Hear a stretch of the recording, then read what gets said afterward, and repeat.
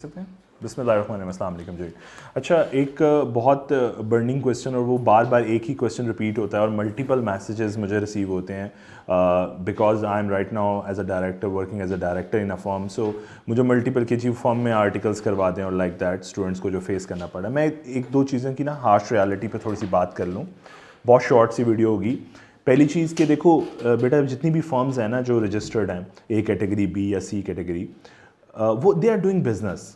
और बिजनेस में ultimately businessman का मकसद होता है टू अर्न प्रॉफिट। वो प्रॉफिट कैसे कमाएंगे? उनके पास उनके ऊपर जो कॉस्ट आती है ना, देखो सर्विस इंडस्ट्री की कॉस्ट जो है वो सिर्फ और सिर्फ रिसोर्स की कॉस्ट होती है। तो हर फर्म ये कोशिश करती है कि वो उतने रिसोर्सेज मैनेज करे जिससे उसका प्रॉफिट जो है वो मैक्सिमाइज हो जाए। सो ये जो स्टूडेंट्स को एक फेस करना पड़ता है ना कि यार हमें इंडक्शन नहीं हो रही, हमें आर्टिकल्स नहीं मिल रहे, उसका एक बहुत बड़ा रीज़न ये है कि बिजनेसमैन प्रॉफिट बनाना चाहता है और जब वो पार्टनर प्रॉफिट बनाना चाहता है तो वो अपने रिसोर्सेज को मिनिमम लेवल के ऊपर रखता है ताकि मैक्सिमम बेनिफिट ले। ठीक है, पहली बात। दूसरा, नंबर ऑफ फॉर्म्स जो ए कैटेगरी है वो बहुत लिमिटेड हैं, 17 फॉर्म्स हैं। देन बी कैटेगरी में आपके पास कुछ फॉर्म्स हैं, 20-30 फॉर्म्स हैं सपोज। स्टूडेंट क्या कर रहा है? स्टूडेंट भी थोड़ा टची है। स्टूडेंट बैठा हुआ इंतजार में अपना साल ज़ाया कर रहा है, 1.5 साल ज़ाया कर रहा है सिर्फ इस नीयत के साथ ए कैटेगरी में जाना है।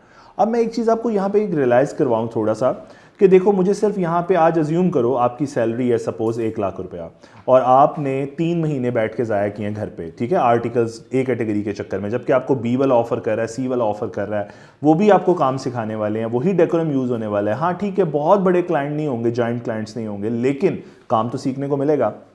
अब अगर आप घर में 1 साल बैठे हो तो इसका मतलब है आपने कहीं पे 1 लाख इंटू 12 कर लो, 12 लाख रुपए आपने ज़ाया कर दिया घर बैठे बैठे, और जिसका आपको ज़रा सा एहसास भी नहीं हुआ क्योंकि अभी आप कमा नहीं रहे ना, आप अर्निंग हैंड नहीं हो। तो ये चीज़ आपको तब फील होती है जब आप 2 साल के आर्टिकल मुकम्मल होते हैं और आपको नज़र आता है यार अभी तो 1 साल पड़ा है और मैं 1 साल एक्स्ट्रा ज़ाया कर चुका हूँ। मतलब आपके आर्टिकल 3.5 साल की बजाय 4.5 साल के हो जाते हैं, 5.5 साल के हो जाते हैं। तो कितनी को बेवकूफ़ी की बात है कि अगर आप घर बैठे वो टाइम ज़ाया कर रहे हो। मेरा ये मानना है कि अगर आप सबसे पहले, ठीक है, आपकी अटैम्प्ट बहुत लेटेस्ट है, रीसेंट अटैम्प्ट्स में आपने क्वालिफाई किया, मैं मानता हूँ, अप्रिशिएट करता हूँ, बट अब इस वक्त जो करंट सिनेरियोज़ हैं हमने तो उसके अंदर बेस्ट फिट करना है ना। तो आप देखो, आपको ए कैटेगरी से ऑप्शन नहीं मिली, कोई बात नहीं, आपको बी कैटेगरी से ऑप्शन मिली, ऑप्ट इट। आपको बी से नहीं मिली, सी से ऑप्टेड, आप ऑप्ट तो करो यार, अपना टाइम तो सिक्योर करो।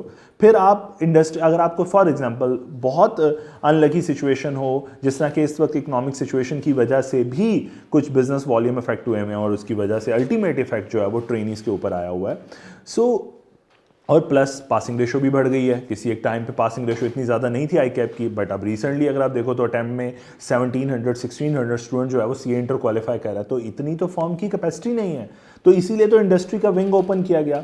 तो इंडस्ट्री विंग को ऑप्ट कर लो यार, टाइम ज़ाया मत करो, इंडस्ट्री विंग ओपन कर लो। अब इंडस्ट्री विंग के अंदर मेरा बस एक लास्ट ओपिनियन, ये मैंने बड़ी दफ़ा पहले भी वीडियोज़ इस पर बनाई हैं कि इंडस्ट्री विंग के अंदर जो इंपॉर्टेंट बात है वो ये है कि आप ये डिसाइड करो कि आप किस इंडस्ट्री में अपना कैरियर स्पेंड करते हुए ज़रा परेशान नहीं होगे। मतलब जिस इंडस्ट्री के साथ आप अपनी सारी ज़िंदगी गुजार सकते हो।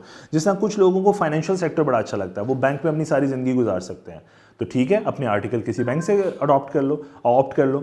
अगर आपको लगता है नहीं आप किसी मैन्युफैक्चरिंग इंडस्ट्री में रहोगे तो ज़्यादा खुश रहोगे, तो कोई बात नहीं है, आपके पास मल्टीपल मैन्युफैक्चरिंग इंडस्ट्रीज़ हैं पाकिस्तान में जिनके साथ TOOP साइन हो चुका हुआ है, ट्रेनिंग आउटसाइड प्रैक्टिस जो है वो साइन हो चुकी है आई कैप की। आप आई कैप से लिस्ट निकालो, आप उनमें से अप्लाई कर लो किसी को। इंडस्ट्री के पास ज़्यादा गुंजाइश मौजूद है as compare to the firm. उसकी रीज़न ये है कि बेटा इंडस्ट्री का बिजनेस वॉल्यूम जो है वो बिलियंस में है, जबकि फर्म्स का बिजनेस वॉल्यूम इतना स्ट्रांग नहीं होता, क्योंकि ये सर्विस इंडस्ट्री है। सर्विस इंडस्ट्री प्रोडक्ट जो गुड्स इंडस्ट्री है वो हमेशा प्रेफरेंस रखती है ओवर द, या वॉल्यूम वाइज और प्रॉफिट वाइज ज़्यादा साउंड होती है as compare to service industry. तो ये बहुत बड़ा वो कह सकते हो बड़ा अलार्मिंग फैक्टर बना हुआ है बच्चों के लिए कि बच्चे नहीं कर पा रहे, आर्टिकल्स नहीं मिल पा रहे, बच्चे फिर लोगों को कहते फिर रहे हैं कि आप करवा दें। देखो बेटे, करवाने का मसला नहीं होता, मसला फिर वही है कि आखिर में businessman want to make some profit, ठीक है।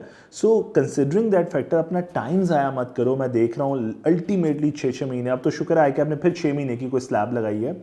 उस दौरान अगर आप फॉर एग्जांपल, मैं यहाँ पे एक और एडवाइस करता चलूँ कि अगर आपके पास अब 6 महीने एक्सपायर होने आ रहे हैं तो 6 महीने के बाद आप आई कैप को इन्फॉर्म करो, बल्कि आप ये कोशिश करो कि आप 1-2 महीने में अगर आपको आर्टिकल नहीं मिल रहे तो आप आई कैप के साथ फ़ौरन लाइजन करो। देखो, उस इंस्टीट्यूट की जिम्मेदारी है आपको कहीं ना कहीं एडजस्ट करना, तो लाइजन तो करो। आप लाइजन करते हो 5वें 6ठे महीने जाके, जब एक्सपायरी के बिल्कुल करीब होते हो, ठीक है। तो एडवाइजेबल ये है, जो पुराने हैं जिन पे शायद रिस्ट्रिक्शन अप्लाई नहीं होते, वो इंसान बने, वो जहाँ से आर्टिकल जल्दी से जल्दी होते हैं वो करें। दूसरा, बच्चों को एक और अजीब सा एक प्रॉब्लम चल रहा है और वो ये है कि जी मैं इस फर्म में आर्टिकल कर रहा था, मुझे ऊपर वाली फर्म से एक कॉल आ गई है, तो मैं चाहता हूँ मैं अपने आर्टिकल ज़ाया करवाऊँ और मैं उसके पास चला जाऊँ। भाई जहाँ पे काम कर रहे हो वहाँ पे अपना टाइम अच्छा खासा गुजर चुका है, उसको क्यों ज़ाया करना चाहते हो? स्टिक रहो वहाँ पे, तुम्हें सीखने को मिल रहा है ना, दैट्स एनफ। 2-3 चीज़ें इंश्योर करो, सीखने को मिल रहा है, आपकी पढ़ाई के लिए टाइम निकल रहा है, फोकस करो अपने कैरियर के ऊपर।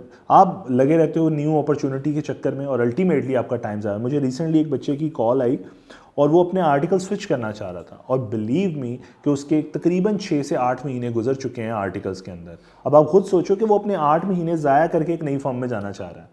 सो ये इडियट डिसीजंस हैं, सो ऐसे डिसीजंस मत लीजिए। सो बस यही एक एडवाइस करनी थी। इंशाल्लाह अगली वीडियोस में आपको इसी चीज़ों के ऊपर गाइड करता रहूँगा। Thank you so much.